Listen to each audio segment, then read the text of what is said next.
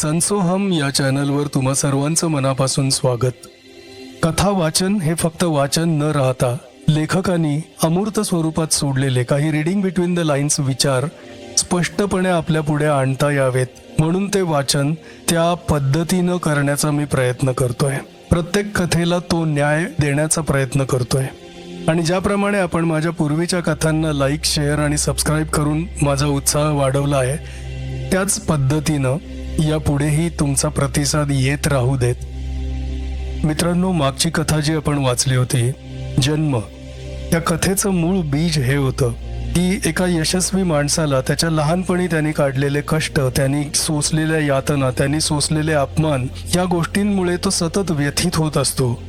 पण नंतर त्याला कळतं की जरी आपण तो मागचा भूतकाळ बदलण्याचा प्रयत्न केला तरी ते असंच व्हायला हवं होतं आणि हे असं झालं, हीच माझी डेस्टिनी होती आणि नियतीने माझ्यासाठी योजलेला जो मार्ग होता तोच योग्य होता.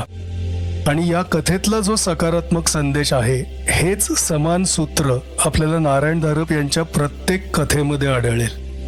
उदाहरणार्थ आजची जी कथा आहे ही देखील मी याच कारणासाठी निवडली आहे. प्रत्येक वेळी एका विशिष्ट चाकोरीतून जाऊन जाऊन आपलं मन बोथट होतं, आपल्या संवेदना बोथट होतात. धारपांसारखा लेखक, ज्यांच्यावर भयकथा लेखक म्हणून एक शिक्का बसला होता, त्यांनी तो शिक्का झुगारून दिला आणि अतिशय वेगवेगळे विषय आपल्या लेखणीतून त्यांनी समर्थपणे हाताळलेत. त्यांच्या लोकप्रिय कथा आपण सगळीकडेच ऐकतो, पण त्यांच्या फारशा माहीत नसलेल्या कथांमधून जे आपल्या पुढे उलगडतं ते इतकं मौल्यवान आहे. हा खजिना मी तुमच्यासाठी आणतोय आणि त्यासाठी तुमचा प्रतिसाद मला अपेक्षित आहे.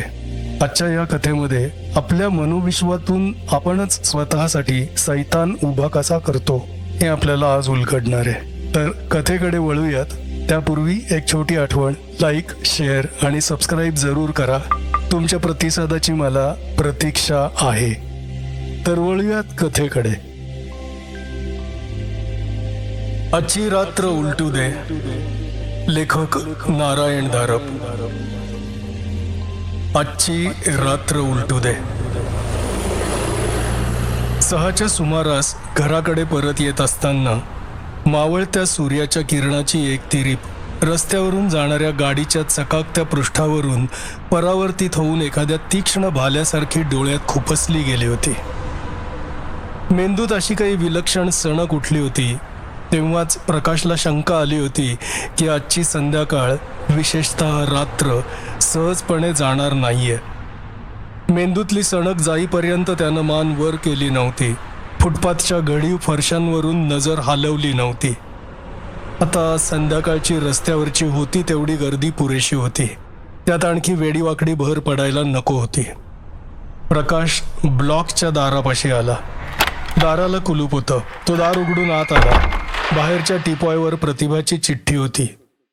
पिंटूला सिनेमाला घेऊन जाते, मुलांचं कार्टून आहे, 8:30 पर्यंत परत येईन. प्रतिभा. आत्ताच्या पुरते आपण ब्लॉकमध्ये एकटेच आहोत ही गोष्ट त्याला त्यातल्या त्यात बरी वाटली. त्यानं कपडे उतरवले, कोमट पाण्याचा शॉवर घेतला. टॉवेल खांद्याभोवती तसाच ठेवून फ्रीजमधली बिअरची गार बाटली काढली.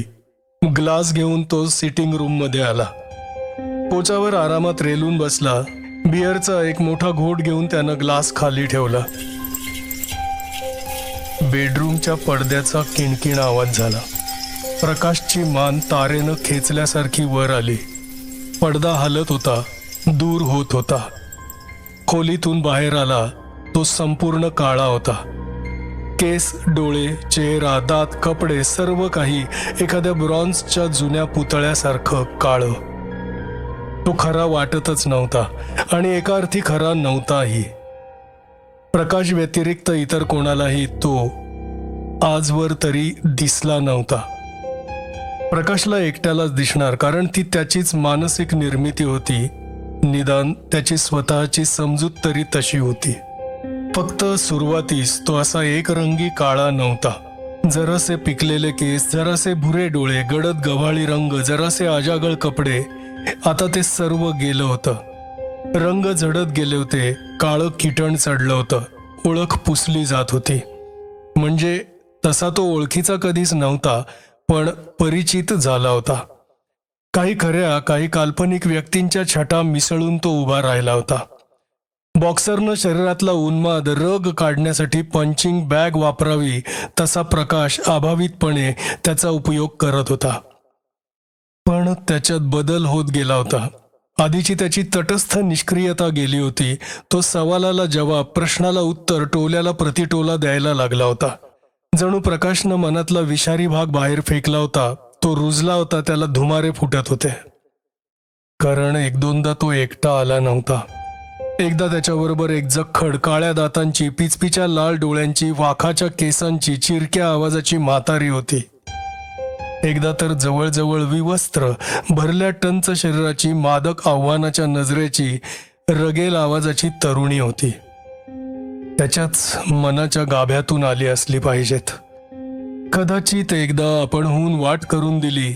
मनाच्या तळाचा तो दरवाजा जरासा उघडला की हवं त्यांना आणि नको त्यांनाही वरच्या दुनियेत वाट मिळत असावी. पण हे कोणत्या भीतीचे, कोणत्या वासनेचे संकेत होते? तो काळा माणूस त्याच्या घोगऱ्या आवाजात बोलायला लागला. प्रकाश, मागच्या खेपेस मी सुचवलं होतं. चूप! माझ्या परवानगीशिवाय बोलायचं नाही. तू माझा गुलाम आहेस, मी तुझा निर्माता धनी आहे, विसरू नकोस. त्यानं तुला समाधान मिळत असेल तर स्वतःशी तसं खुशाल समजून चल. मी तुला सुचवलं होतं. काखेतून त्यानं एक काळा कागद काढला. त्याचा कडकड आवाज होत होता. पण त्या कागदावर प्रकाशला काहीही लिहिलेलं, छापलेलं, चितारलेलं दिसत नव्हतं. मगाची ती मेंदूतली सणक नव्यानं झिंझिणत गेली. प्रकाशनं एक हात सरळ त्या काळ्या माणसाकडे केला. नजर जळजळीत होती, आवाजात संताप होता. मला काहीही ऐकायचं नाही. सूचना नकोत, काहीही नको. तू जा, नाहीसा हो, आत्ताच्या आत्ता, या क्षणी जा. तो काळा आकार एकदम सावलीसारखा सपाट झाला. गड्यागड्यानं मुडपत खाली आला. खालच्या मोझॅईकमध्ये जिरून गेला. हुश्य करत प्रकाशनं मान मागे टेकवली.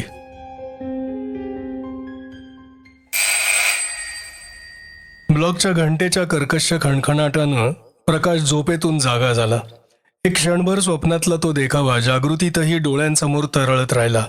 एक उजाड ओसाड मैदान, खाणाखुणा नाहीत, वृक्ष झाडं नाहीत, इमारती नाहीत, डोंगर दऱ्या नाहीत. चारी दिशांना पसरत गेलेलं निर्जीव मैदान. त्यावरून धावणाऱ्या अनेकात तोही होता. एकमेकांचा ते पाठलाग करत होते का सर्वच जण कशापासून तरी प्राणभयानं पळत होते याचा उलगडा होण्यापूर्वीच त्याला जाग आली होती. किंवा स्वप्नात त्याला ते माहीत असेल, पण तो ते आता विसरून गेला असेल. अवेळी आणि अंधारात जाग आल्यानं क्षणभर सारं जगच विस्कटल्यासारखं वाटत होतं. मग सर्व काही आपापल्या जागी आलं. त्यानं दिवा लावला, दार उघडलं. प्रतिभा आणि पिंटू आले होते. 8:40 झाले होते. प्रकाशकडे पाहता पाहता ती म्हणाली, झोप लागली होती वाटतं. चहा करून घेतलात का? काही खाल्लत का? आळस देत प्रकाश म्हणाला, स्नान केलं, ग्लासभर बियर घेतली, झक्क झोपलो होतो. आता बघ काय जेवायला करायचं ते. काय पिंटू, आवडला का सिनेमा? गोष्ट सांग ना मला. जेवायला प्रतिभेची हाक येईपर्यंत पिंटूची बडबड बडबड चालली होती. जेवतानाही ती थांबली नाही. त्याच्या डोक्यावरून दोघं एकमेकांकडे पाहत होते, हसत होते. जेवणं उरकल्यावर ते बाहेर आले. हॉलमध्ये टीव्ही होता. शनिवार होता. आजच्या रात्री पिंटूला टीव्ही पाहायची सवलत होती. रविवारी शाळेसाठी लवकर उठण्याची घाई नव्हती. होमवर्क सुद्धा नव्हतं. प्रकाश जरा लांबच्या खुर्चीत बसत असे. प्रतिभा हातात काहीतरी विणकाम वाचन घेऊन सोफ्यावर बसायची. पिंटूनं त्याची प्लॅस्टिकची 4 चाकी मोटार हॉलमध्ये टीव्ही समोर आणली होती. आज पाहिलेल्या सिनेमात मोटारींच्या पाठलागाचा काहीतरी सीन होता. पिंटू जागच्या जागी गाडीचं स्टेअरिंग डावी उजवीकडे फिरवत तोंडानं गुई गुई आवाज करत गाडी पिटाळत होता. प्रकाशनं पिंटूला 1-2दा गप रे असं दटावलं, पण तो 10-15 सेकंदांपेक्षा जास्त वेळ गप बसत नव्हता. समोरचा कार्यक्रमही काही तितका आकर्षक नव्हता. प्रकाश मधून मधून हातातल्या चित्र मासिकातला मजकूर वाचत होता. प्रतिभाच्या हातातल्या विणकामाच्या सुयाही लखलखत होत्या. स्वयंपाकघराच्या दारातून तो काळा माणूस बाहेर आला. प्रतिभा बसली होती त्या सोफ्यामागच्याच भिंतीला टेकून उभा राहिला. त्याच्या काखेत ती सततची काळी बॅग होतीच. ती निरवयवी काळी आकृती दिसताच आधी प्रकाशच्या छातीत जोराची धडधड झाली होती. मग तिची जागा एका धुमसत्या संतापानं घेतली होती. प्रतिभा होती तशीच बसून होती, पण पिंटू मात्र खोलीभर चारीकडे पाहत होता. एक दोनदा सगळीकडे पाहून मग परत तो त्याच्या गाडीच्या प्लास्टिक स्टेअरिंगवर वाकला. घाट आला बरं का, बोगदा आहे, अंधारे. हुई, तुझी आत्ता इथं यायची हिंमतच झाली कशी? प्रकाश ओठाच्या कडेतून संतापानं म्हणाला. डोळ्याच्या पातळीला मासिक आणून त्याच्या कडेवरून तो त्या काळ्या आकृतीकडे पाहत होता. काळ्या चेहऱ्यावरचे काळे दात हास्यात विचकले. मी येत नाही आणि जात नाही, मी सदैव इथेच असतो. फक्त तुला कधी कधी दिसतो, तेव्हा मी मागच्या खेपेस जे सुचवलं होतं. चुप! प्रकाशचा आवाज नकळत किंचित चढला होता. प्रतिभाच्या सुया थांबल्या. काही म्हणालात तुम्ही? ती विचारत होती. काही नाही, प्रकाश म्हणाला. गुई गुई गुई, पिंटूची गाडी घाट चढत होती. प्रकाशनं त्या काळ्या व्यक्तीला डोळ्यांनी जाण्याची खूण केली. त्यानं खांदे उडवल्यासारखे केले. वळून तो पडद्यातून स्वयंपाकघरात गेला. आत आणखी कोणीतरी होतंसं दिसलं. एक किन्नरी आवाज आला. नाही ना ऐकत? मग त्या पाठोपाठ हसण्याचा आवाज. सुया मांडीवर घेऊन प्रतिभा लक्ष देऊन ऐकत होती. काही डब्यांचा का कसला तरी आवाज आला का हो? ती प्रकाशला विचारत होती.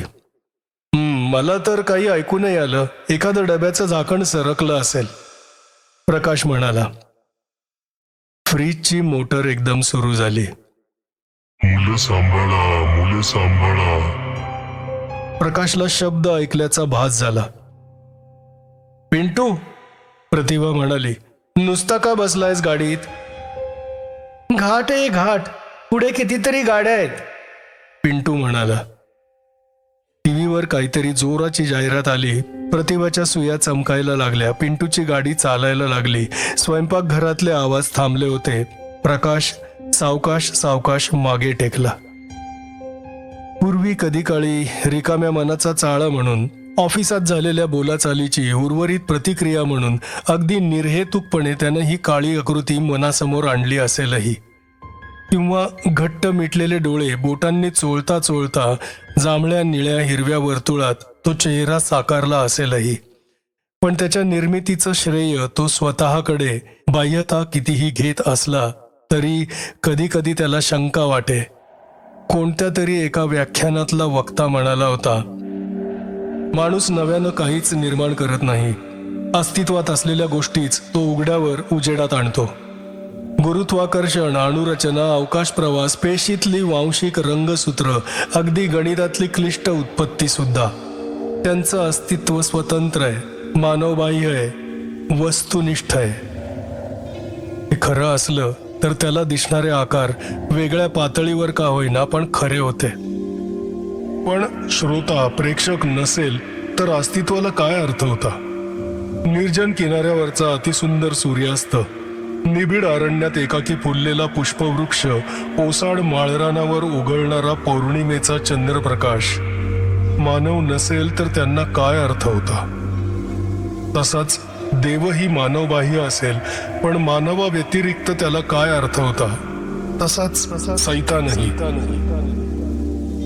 इथे प्रकाशचे विचार आडले. तेव्हापासून त्याला ही काळी किंवा साधी पण आता काळी झालेली आकृती दिसत होती. तो त्या संबंधात कोणाजवळही काहीही बोलला नव्हता. का? त्या लहानच्या अपघातात त्याला जवळजवळ 15 दिवस झोपून राहावं लागलं होतं. त्या रिकामपणच्या वेळातला हा उद्योग होता. डोळे घट्ट मिटले की लाल निळ्या ठिणग्या डोळ्यांसमोर चमचम करायला लागायच्या. त्यातल्या कोणत्याही 3 घेतल्या की 2 डोळे आणि 1 तोंड होई. त्याच्या भोवती चेहरा उभा करणं कठीण गेलं नव्हतं. पण त्या सहजतेचं त्याला नवल कसं वाटलं नाही. या जर साध्या कल्पनेच्या फराट रेषा असतील तर त्यांच्यात हे सातत्य कसं? नेमका तोच तो चेहरा कसा समोर येत होता? आणि मग त्यानं मनात आणलं नाही तरीही ती काळी आकृती दिसायला लागली होती. जशा शरीराच्या काही क्रिया आपल्या नियंत्रणापलीकडे असतात, तुम्ही लक्ष द्या अथवा देऊ नका, त्या चालूच असतात. त्या अनैच्छिक पातळीवरची ही निर्मिती होती का? अजून तरी तो मनात येईल त्या क्षणी ती समोरची आकृती नष्ट करू शकत होता. अजून तरी त्याच्या व्यतिरिक्त इतर कोणासही त्या काळ्या अस्तित्वाची जाणीवही झाली नव्हती. अजून तरी त्याला स्वतःला त्यापासून कोणताही धोका जाणवला नव्हता, काहीही भीती वाटली नव्हती. पण सदा सर्वदा हे असंच राहील का? जेव्हा त्या काळ्यानं आपल्याबरोबर ती रंगेल मदन मस्त टंच जवळजवळ विवस्त्र छोकरी आणली होती, तेव्हा त्याची काय अवस्था झाली होती? श्वास कसा जोरानं यायला लागला होता, हातापायांना कसा कंप सुटला होता, कपाळावर घामाचा कसा ओलावा आला होता. ज्या संतापाला अपरिहार्य अपयशाची किनार होती, अशा संतापानं त्यानं त्या जोडीला क्षणभरात नष्ट करून टाकलं होतं. आणि जाता जाता त्या टंच पोरीनं प्रकाशकडे एक तिरकी नजर टाकली होती. जणू काही ती सुचवत होती, या खेपेस नाही तर पुढच्या खेपेस. स्वयंपाकघराचा पडदा हालायला लागला. मासिकाच्या कडेवरून प्रकाश दाराकडे पाहत होता. तीच ती मागे एकदा दिसलेली जखड थेरडी खोलीत येत होती. काटक्यांचे हात, वाखाचे पिंजारलेले केस, डगडग घालणारी मान, लाळ गाळणारं तोंडाचं उघडं बोळकं. ती आता खाली पाहत होती. तिच्या हाताला धरून काहीतरी खोलीत येत होतंसं दिसलं. तिनं हाताला हिसका देताच ते सोफ्याच्या वर आलं. बुजगावण्याचा आकार, फक्त मडक्याच्या जागी दात विचकून हसणारी एक कवटी. प्रकाश दचकून जरासा मागे सरला. गुई गुई, घाटात पाऊस सुरू झाला, थंडी वाजते. पिंटू म्हणाला. गाडीची दारं बंद करून घे. त्याच्याकडे न पाहता प्रकाश म्हणाला. खर्रखट. पिंटू जोरानं आवाज करत होता. आता कसं वाटतं? प्रकाश समोर पाहत विचारत होता. पिंटू गोंधळलेल्या नजरेनं खोलीवर पाहत होता. प्रतिभाच्या मागच्या भिंतीवरून त्याची नजर जोरानं सरकत होती. फ्रीजची मोटर पुन्हा जोरात सुरू झाली. मृत्यू आणि नाश सांभाळा, मृत्यू आणि नाश सांभाळा. प्रतिभाच्या हातातल्या सुया खाली आल्या होत्या. पिंटू, ती जरा मोठ्यानं म्हणाली. ती अजूनही खोलीवर अस्वस्थ नजरेनं पाहत होती. घाट संपला का नाही? पाऊस आहे, धुकं आहे, दिसत नाही. हातातलं चाक डावी उजवीकडे फिरवत तो जरा दबक्या आवाजात म्हणाला. अहो, जरा त्याच्याकडे पाहता का? प्रतिभा म्हणाली आणि थांबली. सर्वच हालचाल थांबली. टीव्हीवरचं चित्र सुद्धा फ्रेम फ्रीज केल्यासारखं स्थिर झालं. पंखा एकाएकी होता त्या अवस्थेत थांबला. त्याचा वेग कमी झाला नाही, त्याची अवस्था गोठली. सोफ्यामागून थेरडी बाहेर आली. तिच्या मागोमाग खालच्या काठीवर डुलत ते बुजगावणंही खोलीत आलं. थेरडी प्रकाश समोर उभी होती. काटक्यांचे हात कमरेवर होते. काटकीची मान पुढे वाकली होती. डोळे म्हणजे गढूळ पाण्याचे भोवरे होते, पण मध्यावर आणि मागे लाल भडक ठिणगी होती. प्रकाशला आता प्रथमच जराशी भीती जाणवत होती. तो सोफ्यातच जरा मागे सरला. प्रतिभा आणि पिंटू, पंखा आणि टीव्ही सर्व एकाच अवस्थेत गोठले होते. तो हालचाल करू शकत होता. हो, तू हळू बोलू शकतोस. तोंडाचं बोळकं विचकत थेरडी खसखसत्या आवाजात म्हणाली. हा काय भास होता? का जागतेपणाचं एखादं स्वप्न होतं? स्वयंपाकघराकडे मान वळवून ती थेरडी खसखसली.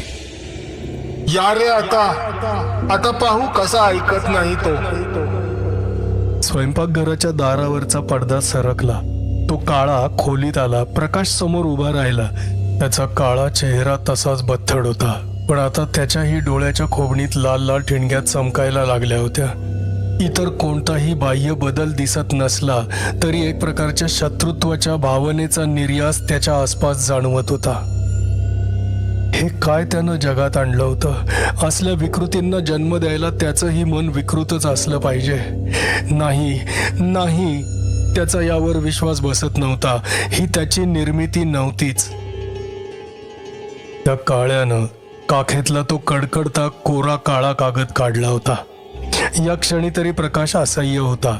त्यातल्या त्यात काही समाधान असेल तर ते एवढंच होतं. प्रतिभाला, पिंटूला काही धोका दिसत नव्हता. त्यांच्यासाठी हा काळ अस्तित्वातच नव्हता. जे काही व्हायचं होतं ते होऊन जाईपर्यंत त्यांचा श्वास तसाच राहणार होता. घड्याळाचा काटा सरकणार नव्हता. काहीही घडणार नव्हतं.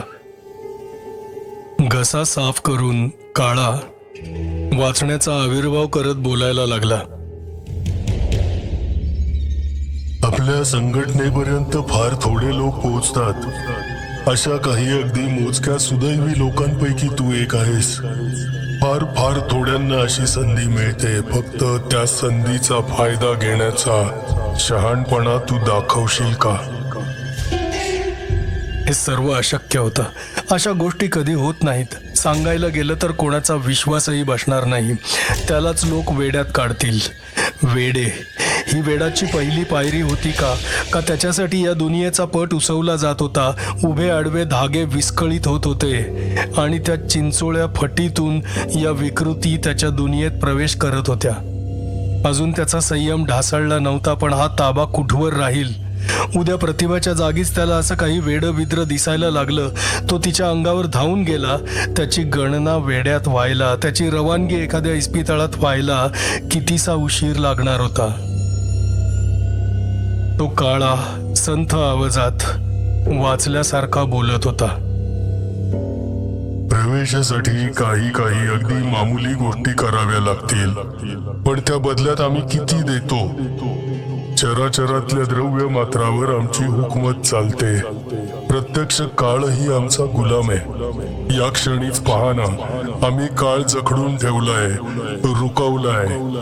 या मधल्या वेळात तू घालवलेले तास, दिवस यांची नोंदच होणार नाही.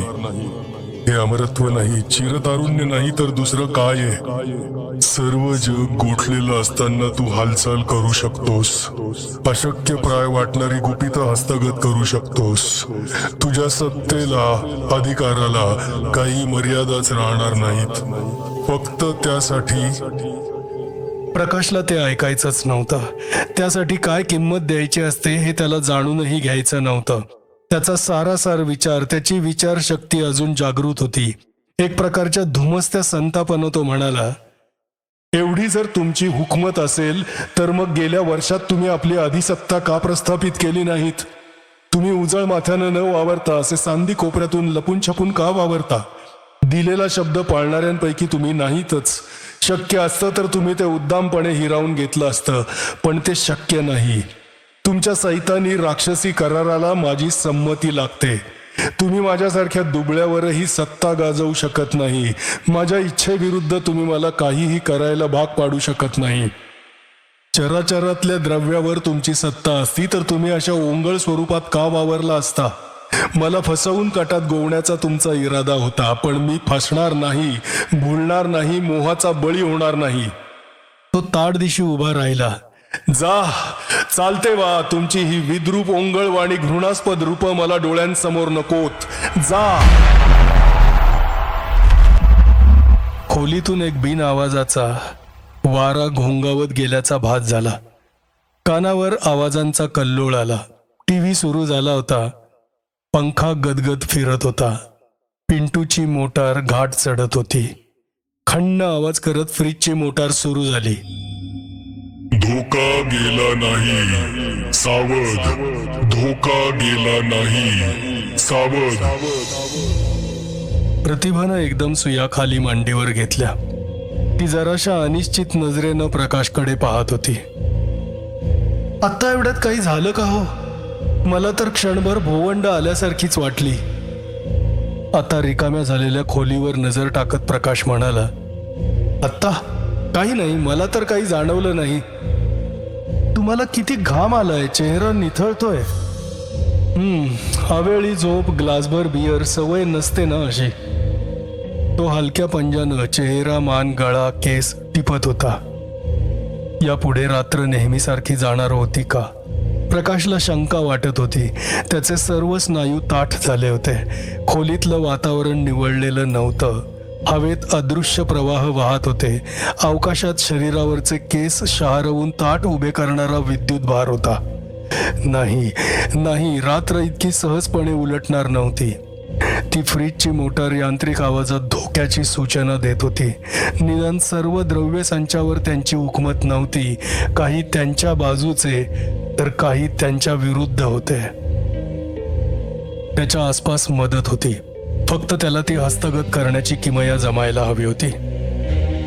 तो काळा, ती थेरडी, ते बुजगावणं यांना सैतानी म्हटलं तर विरुद्ध बाजू दैवी होती. काळ्या विरुद्ध पांढरं होतं, वाईटाविरुद्ध चांगलं होतं, पापाविरुद्ध पुण्य होतं. एकाच नाण्याच्या दोन बाजू होत्या. कदाचित एकाशिवाय दुसऱ्याला अर्थ नसेल, कदाचित एकाशिवाय दुसऱ्याचं अस्तित्वच अशक्य असेल. त्याच्या या सोफा चेअरमध्ये अगदी त्याला खेटून दाटीवाटीनं ती केव्हा येऊन बसली होती त्याला आधी कळलंच नव्हतं. पातळसर बनियनमधून तिची मुलायम त्वचा जाणवत होती. तिच्या आसपास एक मादक सुगंध दरवळत होता. ओळखू न येणारा पण मनावर विलक्षण मोहिनी घालणारा. त्याच्या गळ्याभोवती तिचा हात होता आणि त्या सूचक स्पर्शानं सर्व काया पेटून उठली होती. मगाशी तिनं एक सूचक आव्हान दिलं होतं. आत्ता नाही, पण पुन्हा केव्हा तरी ते तिनं खरं करून दाखवलं होतं.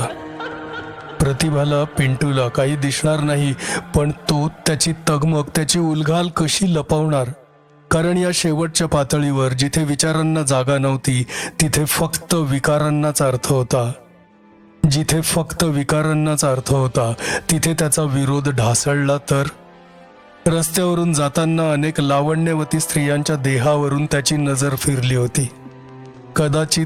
कदाचित स्त्रियाही मर्दानी पुरुषांवरून नजरा फिरवत असतील. त्याला त्यात काहीच गैर वाटत नव्हतं, कारण ते नैसर्गिकच होतं. ती गंमत होती, मनाचा चाळा होता. त्यातून कोणालाही काही इजा होणार नव्हती, कोणाचंही नुकसान होणार नव्हतं. पण ही जवळीक, या रेशमी, मुलायम, उबदार, सुगंधित शरीराचा उत्तेजक उन्मादक स्पर्श, यात जर तो हरवून गेला तर मग त्याचं काय होईल? आणि प्रतिभा आणि पिंटू? हिच्या इतकी प्रतिभा सुंदर नसेल, पण तिनं तिचं सर्वस्व त्याला दिलं होतं, कशाचीही अपेक्षा न करता. त्या उलट शेजारची ही कामिनी, ती तर त्याला भुलवायला, फसवायला आली होती. आत्ता ही सुंदर, रंगेल दिसत होती खरी, पण फटी कोपऱ्यातून, अंधारातून वावरणारे हे नकली मायावी आकार, कुणास ठाऊक तिथे प्रत्यक्षात काय असेल ते. त्या विचाराबरोबर त्याच्या शरीरात चढलेला मदनज्वर ओसरायला लागला. तिच्या स्पर्शात आता ती मोहिनी राहिली नव्हती. तो तिच्याकडे शांत नजरेनं पाहू शकत होता.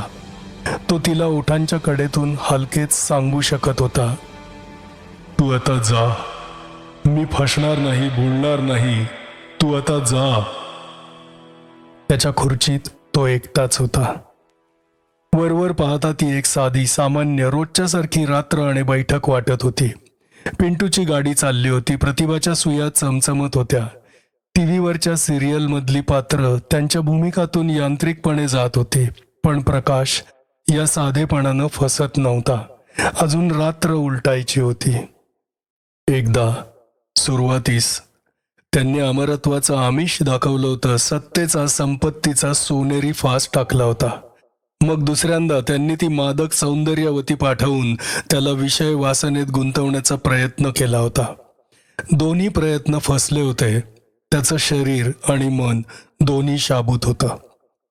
पण ते थांबणार नाहीत. ते त्यांचे प्रयत्न सोडणार नाहीत. त्याची खात्री होती. त्यांचा हल्ला कोणत्या दिशेनं येईल, कोणत्या स्वरूपात येईल, काहीही कल्पना नव्हती. क्षण त्याला सावध राहायला हवं होतं. पण तरीही तो मनातल्या मनात राहून नवल करत होता. त्यांनी त्याची निवड का करावी? तो त्यांच्या हल्ल्याचं लक्ष का व्हावा? त्याच्यात असं काय विशेष होतं की त्यांनी एवढा आटापिटा करावा? वाघांच्या जंगलात गेलं तर वाघांचा हल्ला अपेक्षित होता, मान्य. तो असा एखाद्या निषिद्ध प्रदेशात शिरला होता का? त्यानं अशी एखादी लक्ष्मण रेषा ओलांडली होती का? कधी काळी या प्रश्नांची उत्तरं मिळतील याची त्याला आशाच नव्हती. आत्ताच्या क्षणीचं कर्तव्य, त्याचा स्वतःचा बचाव, त्याचं शरीर, त्याचं मन, त्याचं शहाणपण, त्याची मानवता, या साऱ्यांचा बचाव. खोली एकाएकी जाणवण्या इतकी गार पडली होती. फ्रीजची मोटर कट्ट आवाज करून सुरू झाली. सावध सावध सावध. खोलीतल्या प्रकाशात एक धुसरपणा आला होता. डॅडी, पिंटूचा आवाज आला. गाडीचे ब्रेक लागत नाहीत, गाडी थांबत नाही डॅडी. ते खोलीत सर्वत्र आले होते.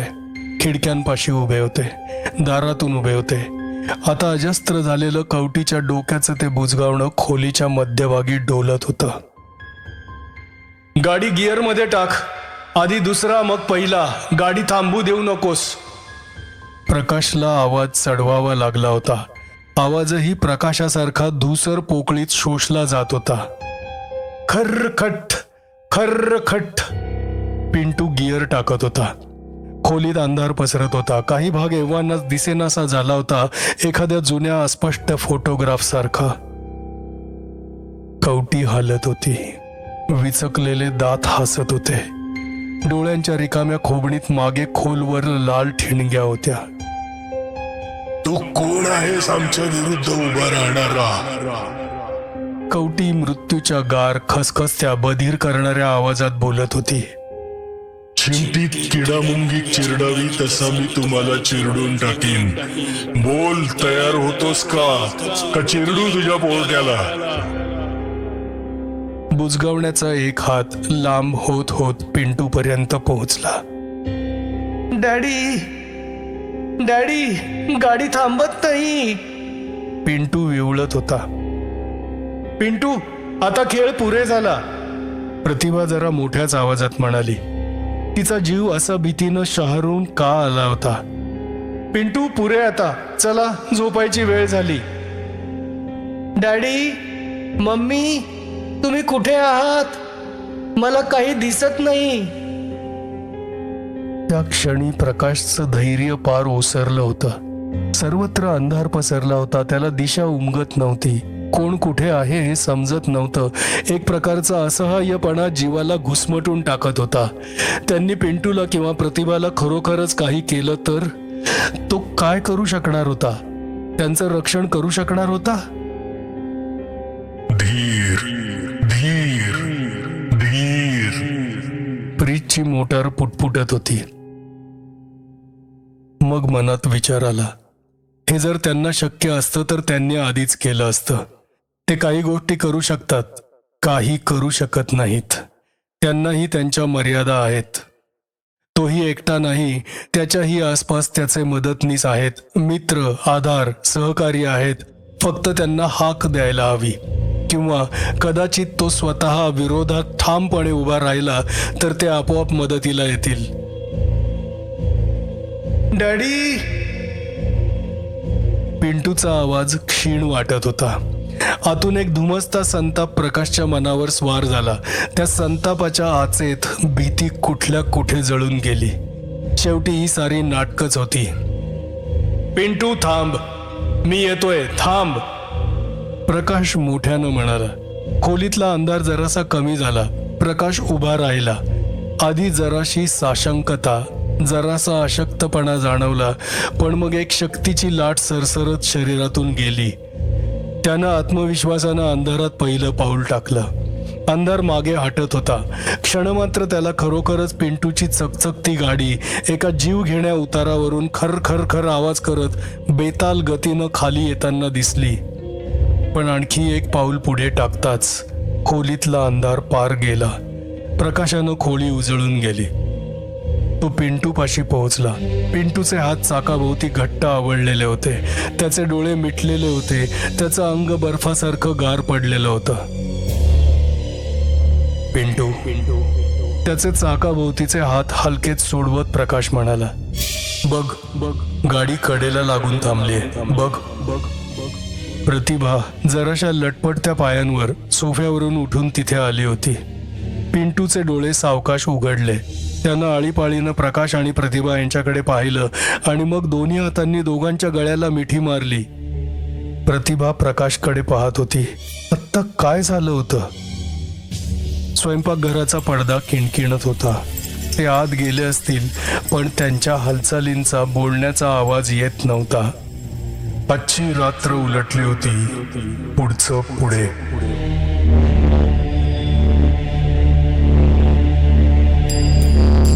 मित्रांनो, आजच्या कथेतून जो एक वेगळ्या पातळीवरचा मानसिक प्रवास आपल्या पुढे उलगडलाय, तो तुम्हाला कसा वाटला हे मला नक्की सांगा.